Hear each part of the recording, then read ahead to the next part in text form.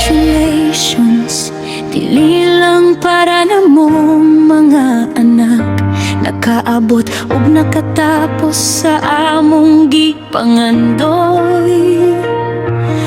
Ang tinuod nga hinungdan ang nakapahuman nining tanan. Kamo ang mahal nga mga ginikanan. Sa inyong gugma, pagpangga ug walay puwas nga paningkamot, aron kami makahuman ug maangkon kining kalampusan. Dili unta kami makalampos kung dili tungod kaninyo. Ang inyong suporta mao'y naghatag kusog sa tanang pagsulay. Dili man kami hingpit o perpekto nga mga anak, apan naning kamot usab kami para kaninyo. Kining kalampusan dili lang para sa among kaugalingon, kini mao ang ganti sa inyong daghang sakripisyo. Ang tinuod nga nakatapos ug nakadaog nining tanan, kamo pinaagi sa inyong pailog ug kapugi. Sa init ug ulan nagpadayon aron kami makatabok sa tanang hagit ug kalisdanan sa kinabuhi. Congratulations, kamo ang tinuod na nakapahuman. Natapos na ninyo ang among panahon sa pag-eskwela. Ang among pag-ampo ug paghanggat sa kahitasan, mayong padulngan unya ang among kaugmaon. Aron kami nausap ang makahatag ug pag-aatiman, bisan di pa karon nagasalig ug nagato kami. Moabot ang panahon nga kami na ang mag-aakay kaninyo, uban sa grasya sa atong balaang amahan. Daghang salamat among pinalanggang mga ginikanan. Saksi kami sa inyong lisod nga mga agyanan.